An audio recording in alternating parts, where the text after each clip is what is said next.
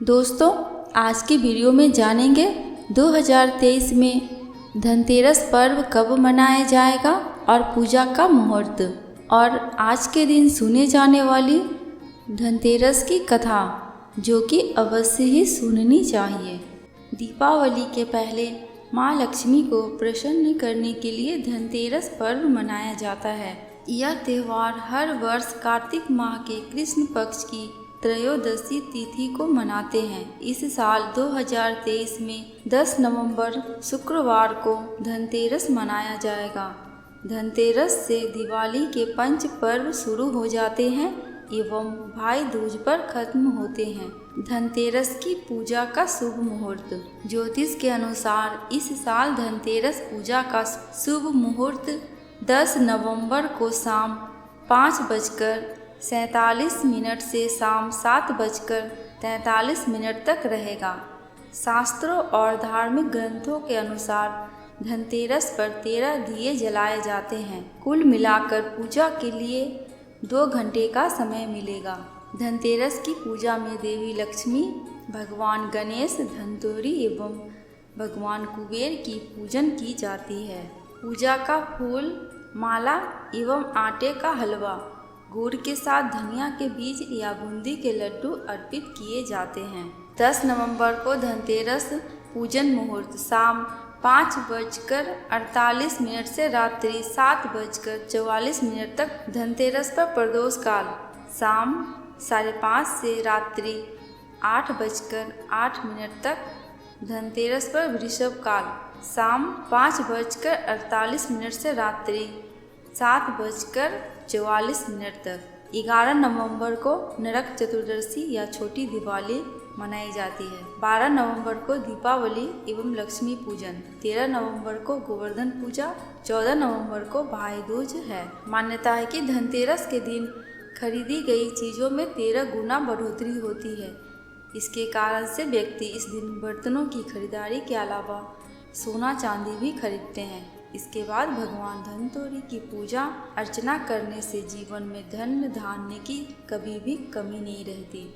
साथ ही इस दिन सोना चांदी या कोई बर्तन खरीदना शुभ माना जाता है। एक समय भगवान विष्णु मृत्यु लोक में विचरण करने के लिए आ रहे थे, तब लक्ष्मी जी ने भी उनसे साथ चलने का आग्रह किया। तब विष्णु जी ने कहा कि यदि मैं जो बात कहूँ तुम अगर वैसा ही मानो तो फिर चलो। तब लक्ष्मी जी उनकी बात मान गई और भगवान विष्णु के साथ भूमंडल पर आ गई।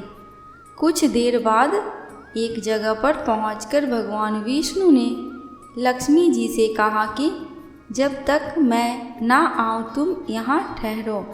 मैं दक्षिण दिशा की ओर जा रहा हूँ, तुम उधर मत आना। विष्णु जी के जाने पर लक्ष्मी के मन में कौतूहल जागा कि आखिर दक्षिण दिशा में ऐसा क्या रहस्य है जो मुझे मना किया गया है, और भगवान स्वयं चले गए। लक्ष्मी जी से रहा नहीं गया और जैसे ही भगवान आगे बढ़े लक्ष्मी जी भी पीछे पीछे चल पड़ी। कुछ ही आगे जाने पर उन्हें सरसों का एक खेत दिखाई दिया जिसमें खूब फूल लगे हुए थे। सरसों की शोभा देखकर वह मंत्र मुग्ध हो गई और फूल तोड़कर अपना श्रृंगार करने के बाद आगे बढ़ी। आगे जाने पर एक गन्ने के खेत से लक्ष्मी जी गन्ने तोड़कर रस चूसने लगी।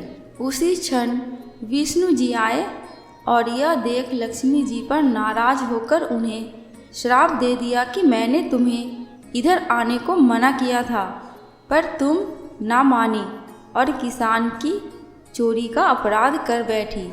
अब तुम इस अपराध के जुर्म में इस किसान की 12 वर्ष तक सेवा करो। ऐसा कहकर भगवान उन्हें छोड़कर क्षीर सागर में चले गए। तब लक्ष्मी जी उस गरीब किसान के घर रहने लगी। एक दिन लक्ष्मी जी ने उस किसान की पत्नी से कहा कि तुम स्नान कर पहले मेरी बनाई गई इस देवी लक्ष्मी का पूजन करो, फिर रसोई बनाना, तब तुम जो मांगोगी मिलेगा। किसान की पत्नी ने ऐसा ही किया। पूजा के प्रभाव और लक्ष्मी की कृपा से किसान का घर दूसरे दिन से अन्न धन रत्न स्वर्ण आदि से भर गया। लक्ष्मी जी ने किसान को धन्य धान्य से पूर्ण कर दिया। किसान के 12 वर्ष बड़े आनंद से कट गए। फिर 12 वर्ष के बाद लक्ष्मी जी जाने के लिए तैयार हुई। विष्णु जी लक्ष्मी जी को लेने आए तो किसान ने उन्हें भेजने से इनकार कर दिया।